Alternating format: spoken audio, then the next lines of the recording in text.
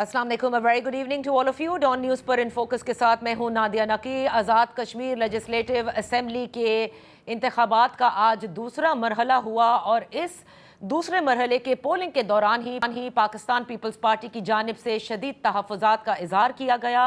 उनकी जानिब से पाकिस्तान मुस्लिम लीग नून पर धांधली के न सिर्फ इल्ज़ाम लगाए गए बल्कि सदर आज़ाद कश्मीर के हल्के में उन पर कातिलाना हमला और अपने एक कारकुन के शहीद होने का भी कहा गया है।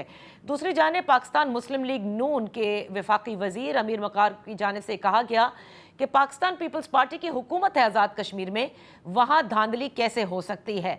बहरहाल अभी जब गिनती भी शुरू नहीं हुई थी और पोलिंग ही चल रही थी, पै दर पै प्रेस कॉन्फ्रेंसेस भी हुई पाकिस्तान पीपल्स पार्टी की जानिब से और कहा गया, नदीम अफजल चंद साहब ने कहा कि ये अल्ट्रा फॉर्म 47 हो रहा है। इसी पर बात करते हैं, हमारे साथ इन फोकस हैं पाकिस्तान पीपल्स पार्टी सीनियर रहनुमा नदीम अफजल चंद साहब। बेहद शुक्रिया फॉर जॉइनिंग अस। चंद साहब, क्या हुआ आज इंतखाबी पूरी जो इस सुबह से आगाज़ हुआ था उसी के दौरान से और सुबह से ही आप लोगों ने अपने तहफ़्फ़ुज़ात का इजहार शुरू कर दिया था?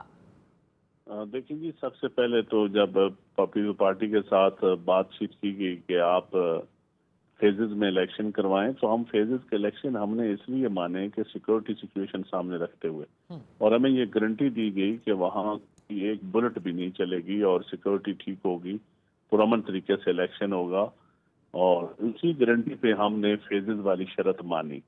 लेकिन आज आप सारी दुनिया ने देखा कि वहाँ कितना अमन हुआ, क्या हुआ। इसका मतलब है कि हमारे साथ ज्यादती धोखा किया गया। तो फेजेस का मतलब भी फिर मतलब आप धांधली करना चाहते हैं, पहले मीरपुर में बैठ के, फिर आप मीरपुर से वही चीज आप उधर चलाना चाहते हैं मुजफ्फराबाद में। दूसरी चीज है कि आप कहते हैं हुकूमत हमारी है। हुकूमत जब शेड्यूल अनाउंस हो जाए, प्राइम मिनिस्टर कश्मीर के प्राइम मिनिस्टर की कौन सुनता है।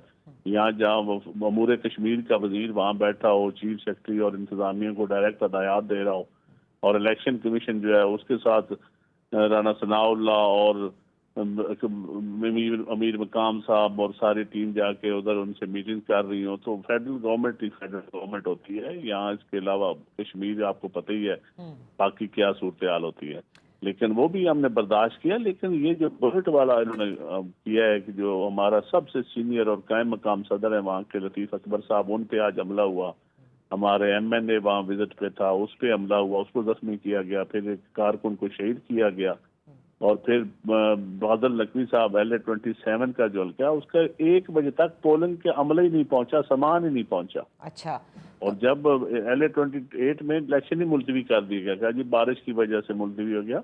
अगर आपको पता नहीं, बारिशें तो वहां से 15 दिन से बारिशें हो रही हैं, लेकिन जहाँ आपकी नीयत ठीक हो वहाँ हो जाए इलेक्शन। ये ऐसा नहीं होता मेरे ख्याल में। ये हमारे साथ सिर्फ ज्यादती नहीं है, ये सिस्टम के साथ ज्यादती है, आज़ाद कश्मीर काज के साथ ज्यादती है। और आज़ाद कश्मीर को बिलावल साहब ने पहले दिन ही कहा था कि हम आज़ाद कश्मीर को मकबूजा कश्मीर नहीं बनने देंगे। तो इन सूरत हाल में मैं समझता हूँ कि इस इलेक्शन को खामखा मुतनाज़ा बनाया जा रहा है। और टर्न आउट तो वैसे भी 30% था, लेकिन मीरपुर में आपने देखा कि 90% कास्टिंग कैसे आ गई, 95%, 97%।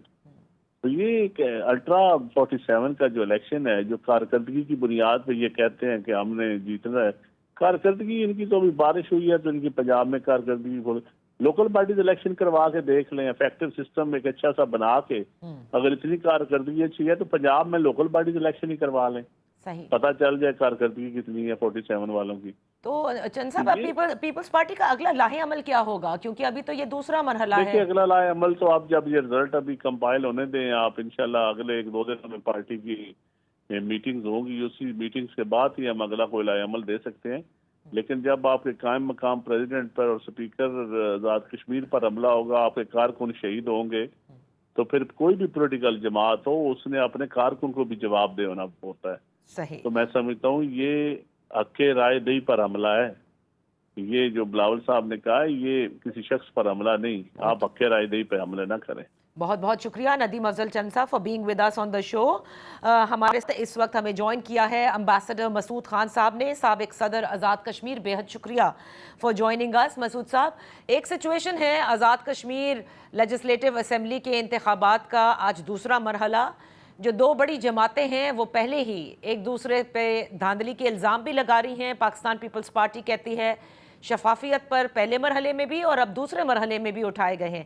اور یہ ماحول جو اس وقت جس ماحول کے اندر یہ انتخابات ہو رہے ہیں اس میں ایک طرف ایک روبس سول سوسائٹی جس نے ایک ایکشن جوائنٹ ایکشن کمیٹی کے نام سے پہلے وہ آئی اور پھر اس کے اندر ایک وائلنس کا بھی عنصر آیا, پھر اسے کل عدم قرار دیا گیا.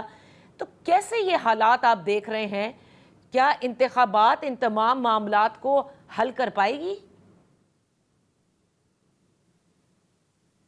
میں تو سمجھتا ہوں کہ الیکشن کمیشن نے جو قدم اٹھایا اس نے جو جمہوری عمل کے تسلسل کے لیے یہ انتخابات کروائے ہیں. اگرچہ اس سلسلے میں بہت بڑا چیلنج موجود تھا کیونکہ غیر معمولی قسم کے حالات ہیں, اور میرا خیال ہے توقع بھی تھی کہ کچھ اس قسم کی رکاوٹیں ہوں گی, لیکن یہ توقع نہیں تھی کہ دو بڑی جماعتوں کے درمیان اتنا بڑا مباحثہ شروع ہوئے گا یا اتنے کلیش شروع ہوئے گا جو ان کی پریس کانفرنس سے ظاہر ہو رہا ہے.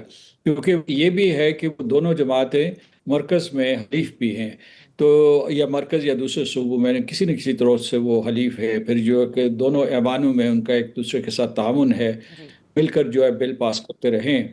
تو اس لیے میں سمجھتا ہوں کہ اس وقت جو ہے صورتحال اور تھوڑی سی تشویشناک ہو گئی جب ان کے درمیان بیان بازی کا آغاز ہوا. صحیح. تو مسعود صاحب یہ مجھے بتائیے گا کہ ابھی ندیم افضل چند صاحب نے کہا کہ جو پہلا مرحلہ تھا وہاں میرپور ڈویژن میں 90% ٹرن آؤٹ کیسے ہو گیا جبکہ دیکھا جائے تو 30% ہے. آپ کا کیونکہ خود بھی تعلق ہے آزاد کشمیر سے, کیا آپ سمجھتے ہیں کہ لوگ بڑی تعداد میں اس الیکشن میں حصہ لے رہے ہیں؟ واقعی 90% ٹرن آؤٹ ہے؟ کیونکہ بہت کچھ کہا جا رہا ہے آزاد کشمیر کے حوالے سے کہ پرسیپشن جو اس وقت نظر آ رہا ہے اس میں یہ ہے کہ وہاں جبر ہے, وہاں پر مشکلات ہیں, جو پروٹیسٹرز ہیں وہ حصہ نہیں لے رہے, ان کے ساتھ جو لوگ موجود ہیں یعنی جو ان کے فالوورز ہیں وہ بھی بڑی تعداد میں ہیں, لہٰذا ایک طرح سے اس الیکشن کو وہ ریجیکٹ ہی کر رہے ہیں. میں اس سلسلے میں کوئی بھی پوزیشن نہیں لے سکتا یا کوئی آپ کو بیان نہیں دے سکتا, کیونکہ جو اعداد و شمار ہیں ایک سرکاری ذرائع سے نشر ہوتے ہیں, دوسری جماعتوں کی طرف سے کہے جا رہے ہیں کہ کیا اعداد و شمار ہیں, ان میں تضاد پایا جا رہا ہے. اور اس کے علاوہ کچھ جو سوشل میڈیا پہ مختلف قسم کے اعداد و شمار چل رہے ہیں, تو جو اعتبار کرنا پڑے گا وہ الیکشن کمیشن کے اوپر کرنا پڑے گا. لیکن الیکشن کمیشن کے جو اعداد و شمار ہیں اس کے بارے میں کچھ چیلنجز موجود ہیں. اس کے لیے ایک پروسیجر موجود ہوتا ہے کہ فرض کیجئے کہ وہ کوئی تنازع پیدا ہو جائے تو اس کے لیے الیکشن کمیشن کے تحت ہی یا اور جوڈیشل پروسیسز موجود ہوتی ہیں. لیکن اس وقت جو ہے یہ تبصرہ کرنا جلتی پہ آگ, جلتی پہ تیل چھڑکنے کے مترادف ہوگا. تو میں سمجھتا ہوں اس سے میں پہلو تہی کرتا ہوں, لیکن یہ ہے کہ باہمی اتفاق سے اور ایک دوسرے کے ساتھ جو ہے کمیونیکیٹ کر کے ان کو اپنے مسائل حل کرنے چاہیے دونوں جماعتوں کو. ایک طرف یہ دونوں جماعتوں کے مسائل ہیں جو الیکشن کو وہ کہہ رہے تھے کہ متنازع نہ بنایا جائے, الٹرا فارم 47 نہ کیا جائے جو پیپلز پارٹی کہہ رہی تھی. دوسری طرف کل عدم جوائنٹ ایکشن کمیٹی کے جو معاملات ہیں جس میں بلاول بھٹو زرداری صاحب نے کہا کہ ان سے جب رابطہ کر کے اور ان کو مصالحتی کمیشن کی پیشکش کی گئی تو مثبت جواب بھی آیا ہے, تجاویز بھی ان کی جانب سے آئی ہیں, اور پھر ان کا یہ کہنا تھا بلاول بھٹو زرداری صاحب کا کہ فریقین سے مل کے ڈسکس کر کے اور پھر جواب دیا جائے گا. آپ سمجھتے ہیں کہ آزاد کشمیر میں جو کچھ ہوا اب یہ ضروری ہے کہ ٹروتھ اینڈ ریکنسیلیٹری کمیشن جو ہے وہی معاملات کے لیے بہتر ہوگا ٹو سیٹل؟ اس میں دو نقطے ہیں. ایک تو یہ کہ اس وقت آزاد کشمیر میں پیپلز پارٹی کی حکومت ہے, وہاں کوئی انٹرم حکومت نہیں ہوتے. یہ سارے کے سارے انتخابات پیپلز پارٹی کی زیر قیادت ہو رہے ہیں, یعنی مطلب ان کی حکومت کی زیر قیادت ہو رہے ہیں. فیصل راٹھور صاحب وزیر اعظم ہیں اور وہ با اختیار ہیں, لہٰذا وہ جتنے فیصلے کرنا چاہیں کر سکتے ہیں. اور جو ہے الیکشن کمیشن جو ہے ان کے ساتھ بھی ان کا مسلسل رابطہ ہے, لہٰذا وہ اس سلسلے میں جو بھی فیصلہ کرنا چاہیں اس کا احترام کیا جائے گا. لیکن دوسری طرف میں یہ کہوں گا کہ جو جوائنٹ عوامی ایکشن کمیٹی تھی اس کے ساتھ مذاکرات جاری تھے, یعنی یہ کوئی نیا سلسلہ نہیں کہ مذاکرات کا سلسلہ شروع کیا جائے گا. مذاکرات تو جاری تھے, 2023 سے جاری تھے, اور میرا خیال ہے کہ اس سال کے مئی تک بھی مذاکرات جاری رہے. اس میں صرف یہ ہے کہ جو میں نے آپ سے ایک مرتبہ گفتگو کرتے ہوئے یہ کہا تھا کہ میں سمجھتا ہوں کہ یہ مناسب نہیں ہوگا کہ ٹروتھ اینڈ ریکنسلیشن کمیشن کی اصطلاح استعمال کی جائے، کیونکہ یہ ساؤتھ افریقہ میں استعمال ہوئی تھی، جہاں سفید فام اقلیت نے جو وہاں سیاہ فام اکثریت تھی اس کے اوپر بہت مظالم ڈھائے ہوئے تھے. نسلی منافرت اور نسلی امتیاز جو ہے وہ ان کی ایک اسٹیٹ پالیسی تھی. تو اس کو جب وہ ختم ہو گئی، جب جو ہے یعنی جو بلیک میجورٹی کے رول کو تسلیم کیا گیا، تو اس کے بعد ٹروتھ اینڈ ریکنسلیشن قائم کیا گیا. تو اس میں یہ ہوا کہ کس طریقے سے جو ہے دونوں میں بقائے باہمی کو پیدا کیا جائے. یہاں یہ ہے کہ یہاں کوئی، میں سمجھتا ہوں کہ ان باتوں اور جوائنٹ عوامی ایکشن کمیٹی یا اس کے جو حکومت آزاد کشمیر، حکومت پاکستان اور جوائنٹ عوامی ایکشن کمیٹی کے ارکان کے درمیان کوئی دشمنی نہیں ہے. اس میں یہ ہے کہ ان کے مطالبات ہیں اور ان کے جائز مطالبات حکومت آزاد کشمیر نے بھی مانے اور حکومت پاکستان نے بھی مانے. تو اس لیے کوئی بھی کوئی کمیشن بنا لیں، لیکن اس کو وہ اصطلاح نہ دیں جو کہ ساؤتھ افریقہ کی تھی یا جو بعد میں جو ہے جو کمیشن جو برونڈی اور روانڈا میں بنے تھے. تو پھر کیا کیا جائے کہ یہ جو پروٹیسٹرز ہیں، کیونکہ وہ پروٹیسٹ تو کر رہے ہیں، وہ دھرنے دے رہے ہیں، ان کو اپنی طرف واپس لانا، اگر ان کی کوئی شکایت ہے، کیونکہ وہ اب کل عدم ہیں، تو اب حکومت کس طرح سے بات کرے گی؟ there has to be a solution because Kashmir خود D G I S P R بھی کہہ چکے ہیں کہ وہ ہمارے سب سے لاڈلے ہیں. جی، اس میں یہ دیکھیے کہ دشمن بھی ایک دوسرے کے اوپر بات کر رہے ہیں. اس وقت جو ہے ایران اور امریکہ بھی ایک دوسرے کے ساتھ بات کر رہے ہیں، پس پردہ جو ہے پیغام رسانی ہو رہی ہے، رابطہ کار ہیں، اس کے علاوہ سہولت کار موجود ہیں. اور پاکستان نے ثالثی کا فریضہ سر انجام دیا ہے، جس کے لیے پاکستان کی تعریف کی گئی ہے دنیا بھر میں. اسی طریقے سے اگر ان میں اختلاف رائے موجود ہے جوائنٹ عوامی ایکشن کمیٹی میں اور حکومت میں خاص طور سے جو ہے پیپلز پارٹی کی حکومت کہوں گا کہ اس وقت برسر اقتدار وہ ہیں، تو کوئی درمیانی راستہ نکالا جا سکتا ہے. اور اگر وہ جو فرسٹ ایئر ہے اس سے مکالمہ نہیں کرنا چاہتے، تو وہ سیکنڈ ایئر کے ساتھ جو ان کے ڈیزگنیٹڈ ہوں، جو رہنماؤں کے ڈیزگنیٹڈ ہوں ایکشن کمیٹی کے، ان کے ساتھ مذاکرات ہو سکتے ہیں. میرا جہاں تک خیال ہے کہ یہ مذاکرات کا سلسلہ جاری رہا، یہ یعنی کوئی نئی تجویز نہیں ہے. اس پورے جو ڈیمونسٹریشن کے دوران بھی، جو میرا خیال ہے کہ تقریباً 9 جون سے جاری ہے یا اس سے پہلے سے جاری ہے، 2-4 دن پہلے سے جاری ہے، اس کے دوران بھی رابطے رہے ہیں اور مذاکرات ہوتے رہے ہیں. ایک چیز یہ آ گئی تھی کہ میرا خیال ہے کہ وہ انتخابی مہم کا یہ حصہ بن گئے تھے اور لوگوں کی یہ توقع تھی، کچھ جماعتوں کی، میں ان کی نشاندہی نہیں کرنا چاہتا، وہ سمجھ رہے تھے یہ خلا پیدا ہو رہا ہے اور اگر آپ جوائنٹ عوامی ایکشن کمیٹی کے ساتھ اظہار ہمدردی کریں گے تو آپ کو زیادہ ووٹ ملیں گے.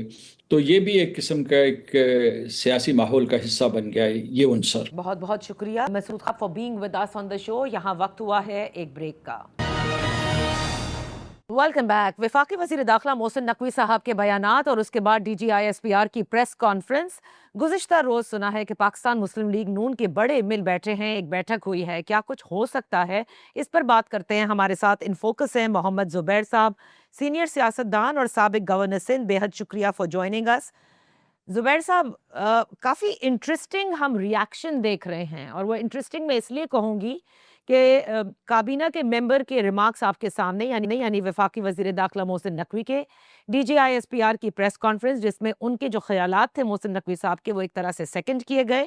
لیکن جس طرح سے پاکستان مسلم لیگ نون خاموش رہی، کسی قسم کا کوئی ریاکشن ہم نے نہیں دیکھا. جبکہ دوسری جانب اگر پاکستان پیپلز پارٹی کچھ کہہ رہی ہوتی ہے تو آپ نے دیکھا کہ ایک پوری پاکستان مسلم لیگ نون کے مختلف وزراء آ کے پریس کانفرنسز کا ایک پورا سلسلہ بن جاتا ہے. اور even on the other hand Peoples Party کے بھی ان وزراء کی جانب سے آپ نے کوئی پریس کانفرنس نہیں دیکھی ہوگی. So let's talk about P M L N.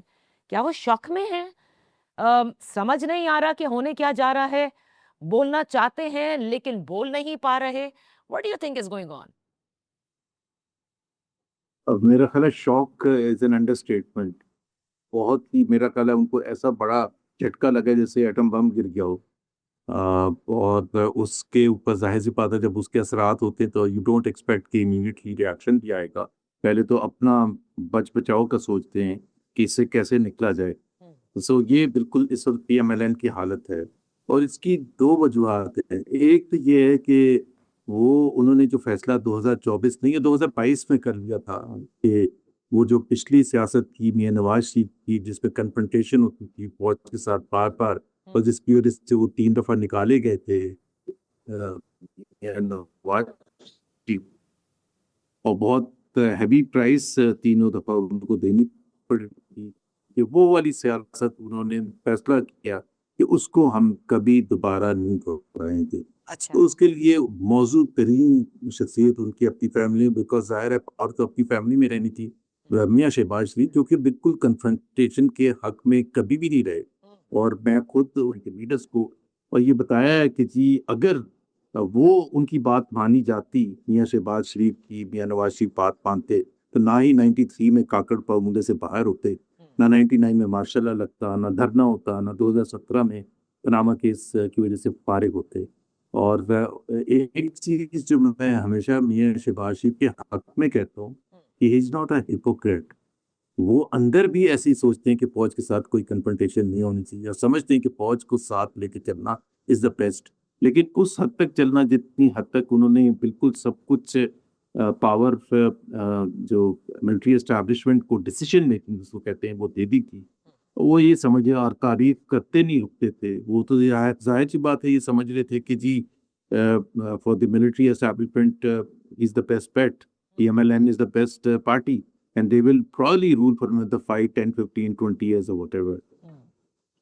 بہت شوق کی ایک تو وجہ یہ ہے کہ جب محسن نقوی نے بات کی اور ہمیں سب کو پتہ ہے محسن نقوی کس کو ریپرزینٹ کرتے ہیں، تو محسن نقوی نے ایک پلر تھا جو کہ اس نظام کا، اس کے 2 پلرز تھے مین، ایک ملٹری اسٹیبلشمنٹ اور ایک پولیٹیکل سائڈ ریپرزینٹ دیکھے گی تو بالکل ختم ہے، اور کولیپس تو ہوا ہی ان کی وجہ سے ہے، اور یہ سسٹم آگے چل ہی نہیں سکتا۔ ایون 10 ایئرز انہوں نے کہا اگر ایسے ہی ہے، ایون اگر آپ 18 گھنٹے بھی کام کریں تو یہ نہیں چل سکتا۔ تو فنڈامنٹلی انہوں نے ڈائریکٹ ٹارگٹ کیا، اور انہوں نے یہ بھی بتایا کہ ان کی سیاست ان کو سمجھ پوچھ دی ہے، اس سے سمجھتے ہیں کہ لیپ ٹاپ دینے سے پاکستان ترقی کرتا ہے، بالکل انہوں نے کلیئر الفاظ میں حضرت، تو وہ ظاہر سی بات ہے شوق تو ہے۔ شوق تو ہے۔ آپ نے درست فرمایا زبیر صاحب کہ نواز شریف صاحب کی سوچ بالکل ڈیفرنٹ، سیاست کا طریقہ بالکل ڈیفرنٹ، شہباز شریف صاحب کا ڈیفرنٹ۔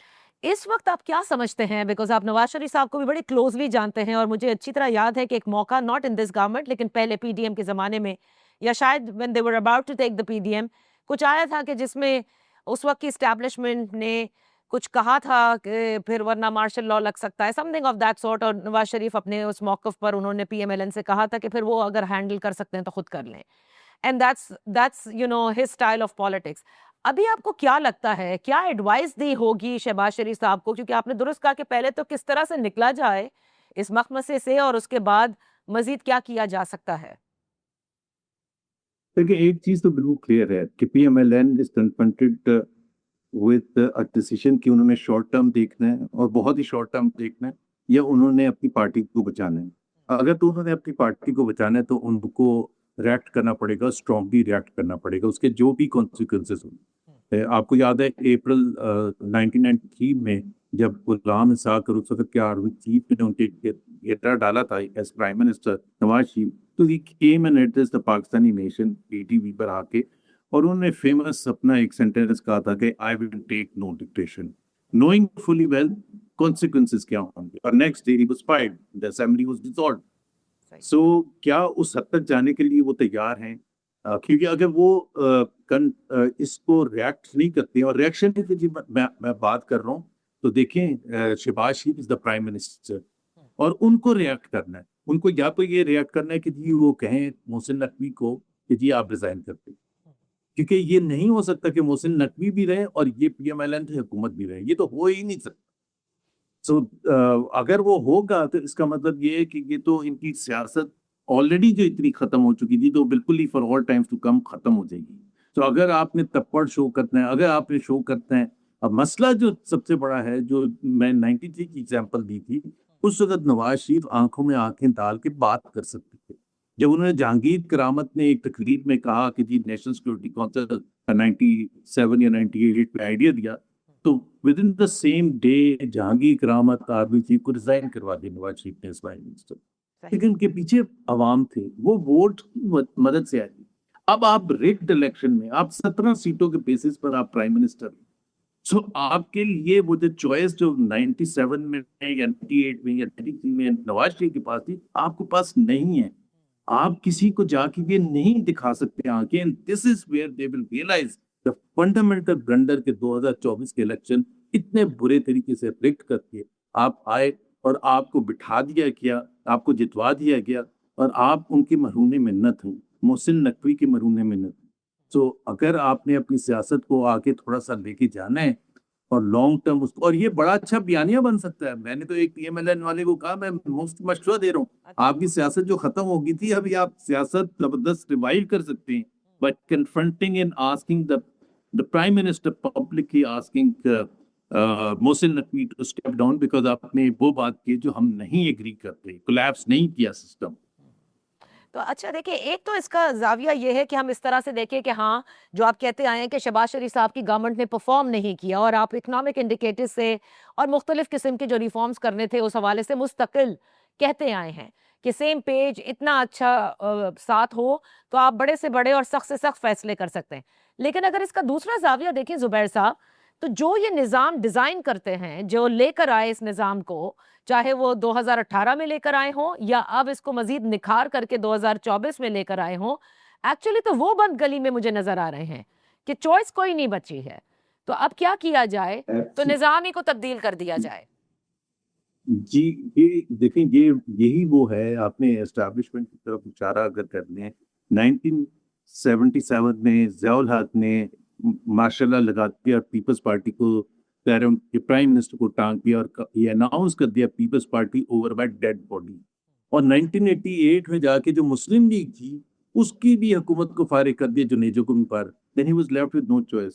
وہ تو اللہ کا ایسے کرنا تھا کہ ضیاء الحق کی ڈیتھ ہو گئی and Pakistan came back to life and Benazir Bhutto within 2 months of direct election. اب ظاہر سی بات ہے جنہوں نے یہ سارا نظام بنایا ہے اور بالکل ایسا ہی اشارہ دیا گیا تھا کہ یہ نظام جس کے جو پولیٹیکل سائڈ ہے اس میں پیپلز پارٹی یا PMLN ایک بڑے میجر پلیئرز ہیں اور رہیں گے آنے والے وقتوں میں, سالوں میں. اور وہ اگر وہ جو نظام لانے والے تھے جنہوں نے سوچا تھا کہ ملک کو, اور میں کسی کی سنسیئرٹی پر کبھی بھی وہ نہیں کرتا, ان کی بھی تھنکنگ یہ تھی کہ پاکستان اس طرح سے آگے جائے گا. لیکن شاید ہم لوگوں کی ڈفرینٹ پوائنٹ آف ویو تھا کہ نہیں ایسے پاکستان آگے جا سکتا, پاکستان اور مشکل میں گر جائے گا. سو آئی تھنک ہر ایک کے لیے, آئی تھنک اسٹیبلشمنٹ کے لیے بھی سوچنے کی بات ہے کہ ایک ہی طریقہ ہے نادیہ, اس کی بھی کوئی گارنٹی نہیں ہوتی. اور وہ ہے پاکستان میں پاکستان کے عوام کی مرضی سے ایک free fair transparent electoral process کے تھرو جس پارٹی کو بھی وہ الیکٹ کرتے ہیں, اور پھر پاکستان کے 1973 کے آئین کے تحت اس کو ہر انسٹیٹیوشن اپنی حدود میں رہے. Let the process work. For once let the process work. This is the only way forward that I can think. یہاں وقت ہوا ہے ایک بریک کا. بریک کے بعد ہم اپنی گفتگو جاری رکھیں گے. Welcome back. آپ دیکھ رہے ہیں program in focus. Pakistan Peoples Party بھی آپ دیکھ رہے ہیں, زرداری صاحب نے پہلے بھی کئی دفعہ للکارا, پھر خاموش ہوئے, اب وہ اس سسٹم کے بینیفیشری ہیں along with PMLN. آپ کو لگتا ہے کہ پاکستان پیپلز پارٹی نے ریاکٹ کیا ہے, ان کے جو صوبائی وزیر ہیں یا وزراء ہیں ان کی جانب سے نئے صوبوں کی تشکیل کے حوالے سے شدید ریزسٹنس پائی جاتی ہے اور ہمیشہ سے رہی ہے, تو کیا آپ کو لگتا ہے کہ زرداری صاحب جھک جائیں گے یا پھر ایک مرتبہ پھر سے PDM ٹائپ موومنٹ سوچی جائے گی؟ زرداری صاحب has no choice but to oppose this proposal. He has no choice. وہ تو ان کی تو سیاست کا بالکل تباہی ہو جائے گی کہ لیکن سب سے زیادہ یہ نئے صوبوں کا جو ریزسٹنس ہمیشہ سے رہا ہے وہ سندھ میں رہا ہے, اور اس میں پیپلز پارٹی بھی آگے آتی ہے. لیکن اس سے زیادہ مشکل پیپلز پارٹی کے لیے زرداری صاحب کیونکہ جو سندھ نیشنلسٹ پارٹیز ہیں وہ سب سے زیادہ آگے ہیں اس کی اپوزیشن میں. تو اگر پیپلز پارٹی اگر کوئی ایسا کرنے کی بھی کوشش کرے گی کہ اسٹیبلشمنٹ کو کچھ کرنے کے لیے مان بھی جاتے ہیں, تو وہ تو سندھ, ان کی پالیٹکس انٹیریئر سندھ میں ختم ہو جائے گی. آپ کو پتہ ہے ایک ایشو کا نہروں کا ایشو پچھلے 3-4 سال میں جس پر اسٹیبلشمنٹ اور فیڈرل حکومت بیک آؤٹ کی, اور وہ اس میں سندھ نیشنلسٹ پارٹیز نے اتنا اسٹرانگ ریزسٹنس کیا کہ Peoples Party also ultimately had to join. یہ تو اس سے بھی 100 گنا کیا 50 گنا 1000 گنا زیادہ سینسٹیو ہے for the people in Sindh. except for those جو MKM جن کو ریپرزینٹ کرتا ہے یا اربن سندھ کے حوالے سے کہ کراچی کو الگ صوبہ بنا دیں, but even in Karachi I don't think so اس کے کوئی بائرز ہوں گے اتنے زیادہ. تو زرداری صاحب بہت مشکل میں ہوں گے, میرا خیال ہے وہ بھی اب کاؤنٹ کر رہے ہوں گے کہ کس طرف جانا ہے, کس طرح سے اپوز کرنا ہے. اور زرداری صاحب کی مرضی سے یہ جو آپ کہہ رہے ہیں صوبائی وزیر جو ہیں انہوں نے پریس کانفرنس, چیف منسٹر مراد علی شاہ نے اس کو تو یہ ڈیفائن کیا یہ کسی پٹی باتیں ہیں, یہ بہت پرانی باتیں ہیں. کس کے بارے میں کہا؟ محسن نقوی جو کہ second most powerful person in the country ہیں, بیکاز ان کو پتہ ہے یہ سیاست تو ان کی فنڈامنٹل ہے, اس کو تو وہ کمپرومائز اس پر کر ہی نہیں سکتے. صحیح. تو پھر آپ یہ مجھے بتائیں کہ ایسے میں اپوزیشن جماعت جو حکومت کو چیلنج کر سکتی ہے, ایک دوسرے کے ساتھ دست و گریباں آزاد کشمیر کے الیکشن کے حوالے سے بھی ہیں, دھاندلیوں کے الزام لگائے جا رہے ہیں, اور دوسری جانب جو سسٹم چلانے والے ہیں وہ بھی اب اس سسٹم پر سوال اٹھا رہے ہیں اور کہہ رہے ہیں جی گڈ گورننس کے لیے انتظامی ڈھانچے کو تبدیل بھی کرنا پڑے تو کرنا چاہیے بیکاز یہ وقت کی ضرورت ہے.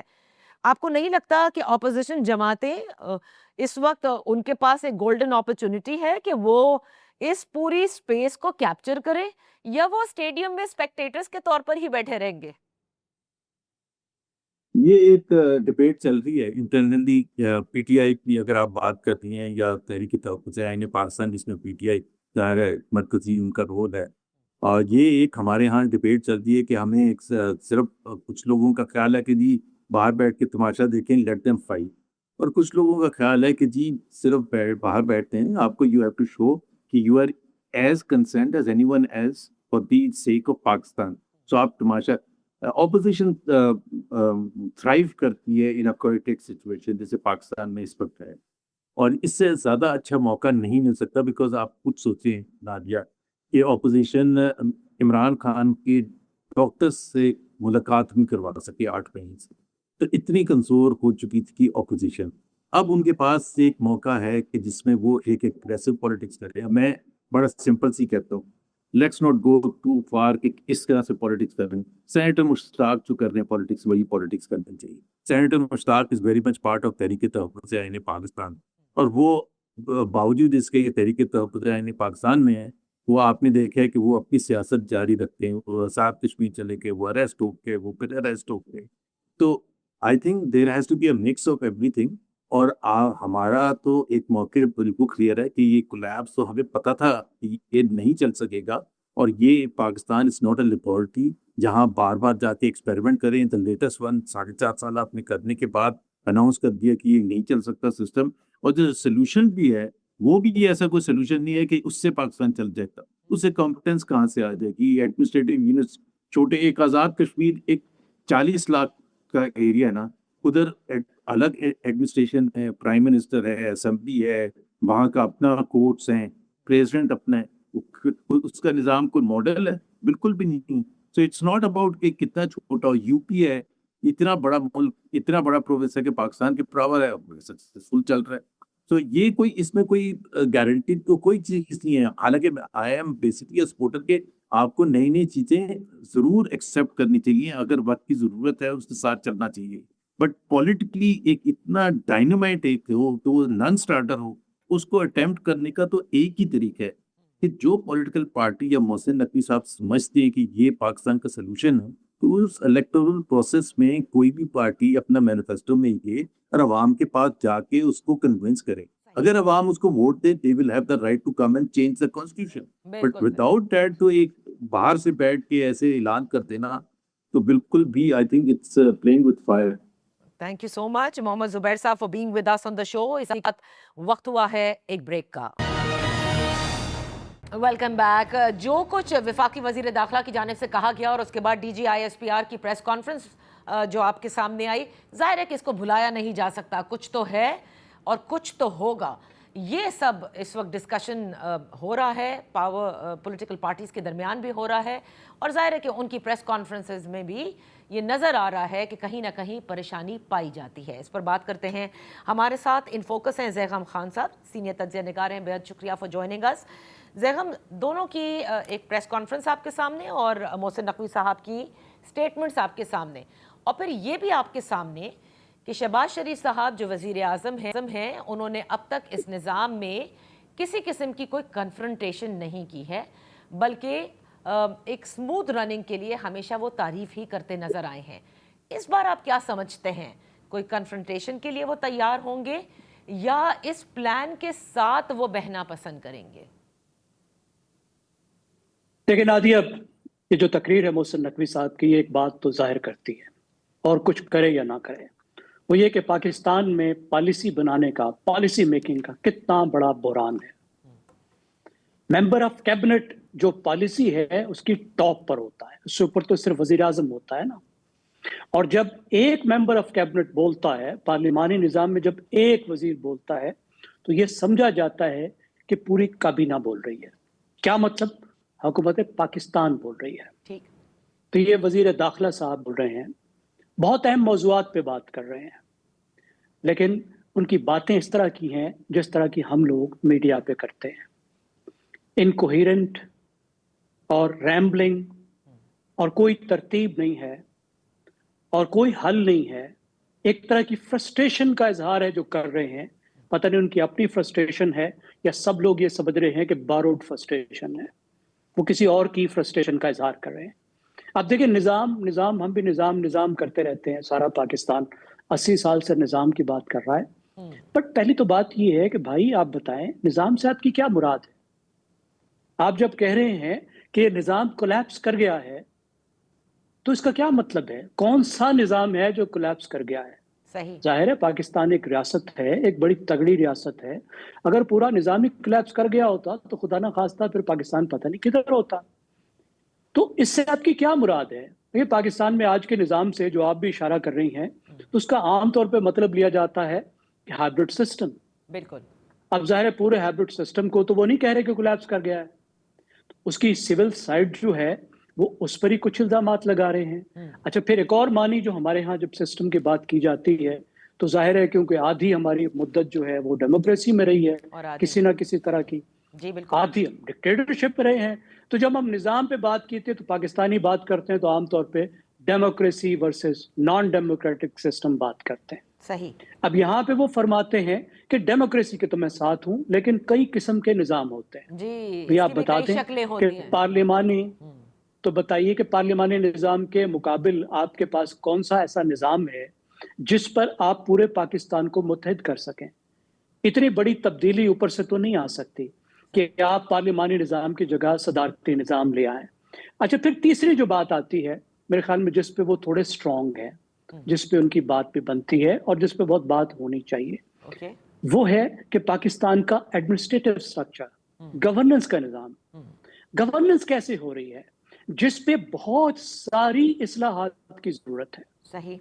لیکن اس اصلاحات کی طرف جانے کو کوئی تیار نہیں ہے. مثال کے طور پر اگر آپ خالی اپنے سول سروس کا ریفارم کر لیتے ہیں تو کتنا کچھ ایسا ہے کہ آپ کی ڈیلیوری بہتر ہو سکتی ہے. پھر ایک بہت ہی اہم چیز جو جمہوری نظام اور ایڈمنسٹریٹو سسٹم کے ساتھ جڑی ہوئی ہے جس پر بہت بات ہونی چاہیے، انہوں نے بھی بات کی لیکن میرا شکوہ یہ ہے کہ کوئی کوہیرنٹ بات نہیں کی. اتنی بڑی پالیسی کی جگہ پر بیٹھے ہیں تو بھئی آپ پھر بتائیں نا. ایک طرح کی ڈیولوشن کا مشورہ انہوں نے دیا لیکن انہوں نے کہا جی آپ ایڈمنسٹریٹو یونٹ بنا لیں، آپ نئے پروونسز بنا لیں. What does it mean? اگر انہوں نے ڈیولوشن کا مشورہ دیا ہے زیخام، تو پھر سوال تو ان سے بنتا ہے کہ آپ نے اسلام آباد میں اب تک کیوں نہیں کرا لیے بلدیاتی انتخابات؟ بالکل یہ بات بنتی ہے کہ آپ کو کس نے روکا ہے کہ آپ یہاں پہ اسلام آباد میں لوگوں کو مقتدر کریں. پھر بہت سی باتیں جو ان سے متعلق پھر سوال اٹھ رہا ہے کہ آپ نے اپنی کتنے ریفارمز کر لی، اپنا کتنا بہتر کر لیا.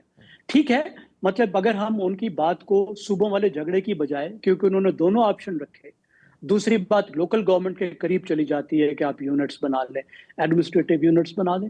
بھئی آپ انہی ایڈمنسٹریٹو یونٹس کے اندر ہی لوکل گورنمنٹ نہیں بنا رہے. ساری دنیا میں کیا ہوتا ہے، تمام جو بڑے شہر ہیں وہ اپنا انتظام خود چلاتے ہیں، کسی ایڈمنسٹریٹو یونٹ کی ضرورت نہیں ہے. Treat Karachi, Lahore as a mega city, اور میگا سٹی دنیا بھر میں جیسے خود کو چلاتے ہیں، انہی صوبوں کے اندر ان کو وہ اختیار دیں جو میگا سٹی کا ہوتا ہے. آپ ضلعی حکومتیں بنائیں، آپ تحصیل کی جو میونسپلٹی کے جو سارے کام ہیں دنیا بھر میں کہاں صوبہ کرتا ہے، آپ ان کو دے دیں. اس کے لیے ایڈمنسٹریٹو یونٹ تو نہیں چاہیے نا. کیا کیونکہ آپ یہ کہہ رہے ہیں کہ کوہیرنٹ، ظاہر ہے کہ بالکل ایسا لگ رہا تھا کہ جیسے میڈیا پر بیٹھ کے ہم سب بات کرتے ہیں کہ جس میں وہ ان ادر ورڈز کے سر پیر نہیں ہے، یہاں سے بات اٹھائی ایران تو ران کیا. کیا کہیں یہ سمجھا جا رہا ہے کہ تحریک انصاف کے لیڈر بانی تحریک انصاف عمران خان جیل میں ہیں، ان کے اپنے الگ مسائل ہیں، پارٹی کٹ ٹو سائز ہے، لیکن اس کے باوجود وہ رزلٹ نہیں آ رہا جو شاید سوچا گیا تھا؟ تو کیا سوچا جا رہا ہے کہ وہ جماعت صحیح تھی، اس کے ساتھ کچھ ڈیل ہونی چاہیے، یہ نہیں چلا پا رہے تھے، سمتھنگ جس کی وجہ سے اتنی ناراضگی ہے، یا بتایا جا رہا ہے کہ یہ چل نہیں پا رہا، اور اس کو ایک طرح سے D G I S P R نے انڈورس بھی کیا ہے، when he says کہ 4 صوبے کم پاپولیشن میں بھی تھے، اب بھی ہیں، گڈ گورننس کے لیے اگر انتظامی ڈھانچے کو تبدیل کرنا پڑا تو کرنا چاہیے، یہ ساری چیزیں وہ کہہ رہے ہیں۔ دیکھیں، بات یہ کہ سب گفتگو پاکستان میں ہوتی رہتی ہے، ہونی چاہیے، آپ میں گفتگو کریں ایک اور بات ہے، لیکن ایک کابینہ کا ممبر آ کے ایک فورم پر یہ بات کر رہا ہے اور فورم پر اس کو اٹھا رہا ہے، یہ باتیں اس پہ پہلے اس کا ہوم ورک کدھر ہے؟ پارلیمان میں کدھر کام ہو رہا ہے؟ کمیٹیز کدھر بنی ہیں؟ کیا انہوں نے خود کوئی پیپر لکھا ہے؟ اس پر کوئی اس پہ تجاویز دے رہی ہیں؟ ان کو یہ بھی پتہ نہیں ہے وہ مشورہ کیا دے رہے ہیں، صوبوں کا مشورہ دے رہے ہیں یا ڈیولوشن کا مشورہ دے رہے ہیں؟ جمہوریت کا کہہ رہے ہیں، جمہوریت کو کون ٹھیک کرے گا؟ آپ ٹھیک کریں گے۔ آپ کون؟ کاروباری لوگ۔ اور کون کاروباری لوگ؟ جو انویسٹر ہیں جمہوریت کے۔ آپ تصور کیجئے، وہ کہہ رہے ہیں کہ آپ انویسٹ کرتے ہیں ڈیموکریسی میں، آپ 10 کروڑ 5 کروڑ 50 کروڑ روپے دیتے ہیں، اس لیے آپ جمہوریت کو تبدیل کر سکتے ہیں۔ آپ ذرا تصور تو کیجئے، دنیا میں کہیں پہ کسی پولیٹیکل لیڈر نے، کیبنٹ کے ممبر نے یہ کہا ہوتا کاروباری لوگوں کو کہ آپ جمہوریت کے انویسٹر ہو، اس لیے آپ جمہوریت میں تبدیلی لا سکتے ہو؟ عوام نہیں لا سکتے، پولیٹیکل پارٹیاں نہیں لا سکتی، پولیٹیکل ورکرز نہیں لا سکتے، وہ کاروباری لا سکتے ہیں جو انویسٹر ہیں سیاستدانوں کے۔ آپ یہ ظاہر ہوتا ہے کہ کتنا وہ تیار، اس چیز پہ تیار نہیں تھے۔ اب دیکھیں، جو آپ کی بات ہے جو فرسٹریشن کے حوالے سے، جو پرانا ہائیبرڈ سسٹم تھا اس میں یہ تھا کہ جو ایک سائیڈ تھی وہ آگے ہوتی تھی، ذمہ داری تمام وہ لیتی تھی، اور جو دوسری سائیڈ ہوتی تھی، جو نان الیکٹڈ سائیڈ ہوتی تھی، وہ پیچھے رہتی تھی، صرف چند چیزوں پہ اسرٹ کرتی تھی۔ اب جب سے یہ ہائیبرڈ سسٹم آیا ہے عمران خان کے دور سے، اس میں کیونکہ جو اسٹیبلشمنٹ ہے وہ حکومت کے ساتھ مل کے حکومت چلا رہی ہوتی ہے، اس کو سپورٹ کر رہی ہوتی ہے، اپوزیشن کو سپورٹ نہیں کر رہی ہوتی، تو پھر اس پر ذمہ داری بھی آ جاتی ہے، اس پر پھر الزام بھی دھرا جاتا ہے، تو اس کی وجہ سے ظاہر پریشانی تو ہے کہ ایک طرف کچھ بہت ساری کامیابیاں بھی ہیں، جنگ میں کامیابی بھی ہوئی، آپ دیکھیے پوری دنیا میں آپ کا جو ایک سفارتکار کی کامیابیاں ہیں وہ تاریخی ہیں، لیکن دوسری سائڈ پہ جو ڈیلیوری ہے سول گورنمنٹ کی وہ بالکل بہت بری ہے، معیشت سیدھی ہونے کا نام نہیں لے رہی۔ تو وہ میں سمجھتا ہوں وہ جو فرسٹریشن ہے naan elected side hybrid system کی، اس کا اظہار ایریے سے کیا گیا ہے، لیکن میرا نہیں خیال کہ خالی اس کو ایکسپریس کرنا یہ کوئی طریقہ ہے۔ لیکن زیغم، آپ کو یاد ہوگا کہ عمران خان صاحب کی جب حکومت تھی تو یہی ان کے ساتھ بھی مسائل تھے کہ جو نان الیکٹڈ سائیڈ تھی وہ بعد میں برملا کہتی تھی کہ بزدار صاحب جب تھے تو پنجاب نہیں چل رہا تھا، معیشت نہیں چل رہی تھی، تو الٹیمیٹلی معیشت کیونکہ نہیں چل پا رہی تو یہ گلہ سمجھ میں آ رہا ہے کہ اب ایک مرتبہ پھر سے اس کا جو ہے وہ اظہار کیا گیا، بس چہرے بدل چکے ہیں۔ میں آپ سے اب یہ پوچھنا چاہوں گی کہ آپ کیا سمجھتے ہیں کہ جب وہ کہتے ہیں نا کہ جمہوریت کی کئی شکلیں ہوتی ہیں اور سب صدارتی نظام کی طرف بھی بات کریں، اس میں یہ جو 2 پارٹی ہیں جنہوں نے اب تک ساتھ دیا، کیونکہ اب تک ہمیں بتایا جا رہا تھا کہ سسٹم بہت اچھا چل رہا ہے، تگڑا ہے، مضبوط ہو چکا ہے، سموتھ رننگ ہے، شہباز شریف صاحب بھی بہت اچھا چلا رہے ہیں، زرداری صاحب بھی کوسچن نہیں کرتے، وہ اس کا حصہ ہوں گے جو بھی شکل بنتی ہے نئی جمہوریت کی؟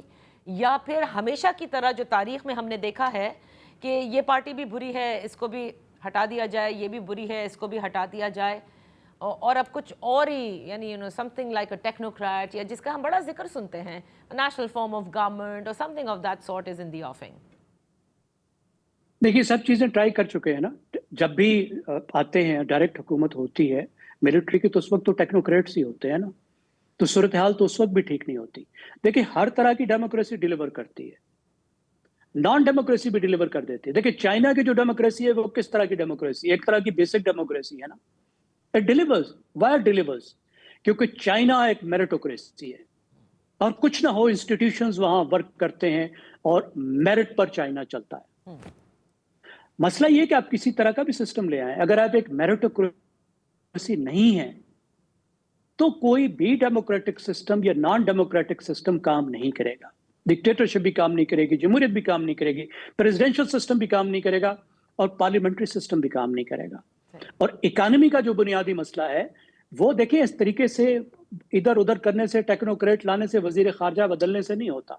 مسئلہ تو ہے کہ جو ایلیٹ انٹرسٹ ہیں, جو پولیٹیکل اکانومی ہے اس کا مسئلہ ہے, اور وہ صرف الیکٹڈ سائٹ کا مسئلہ نہیں ہے, وہ پاکستان کی پوری ایلیٹ کا مسئلہ ہے. تو کیا مل کر بیٹھ کر یہ طے کرنے کو تیار ہیں کہ ہم نے اس اکانومی کی ساخت ہی کو بدلنا ہے؟ Economy must work for the people. Elite interest کو پیچھے کو لے کر جانا ہے. بالکل, جیسے بلوچستان کے لیے کہا نا کہ جیسے سردار اور ایلیٹ نے خراب کیا, وہ پورے پاکستان پر اپلائی ہونا چاہیے. جی بالکل بالکل. دیکھیں, اور ایلیٹ اب وہ پرانی ایلیٹ نہیں رہی. نعرے میں تو سردار اور جاگیردار ہیں نا, بلوچستان میں سردار اب بھی میرٹ کرتے ہیں, لیکن جو نیو ویلتھ آ گئی ہے, آپ ذرا ٹھیکیداروں کی طاقت تو دیکھیے.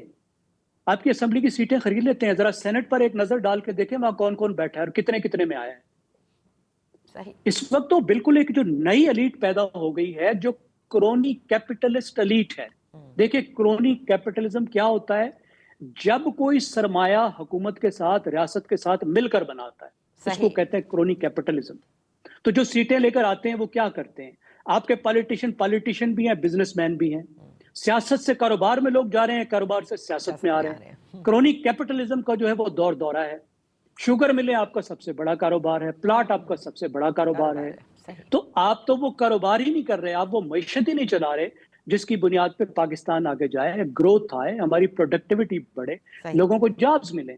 تو یہ بنیادی سٹرکچر ہی اگر آپ تبدیل نہیں کر رہے تو ایک دوسرے کو کوسنے سے بات تو نہیں چلے گی. یہ تو مل کر بٹھانا پڑے گا. I like that last statement. ایک دوسرے کو کوسنے سے بات نہیں آگے بڑھے گی.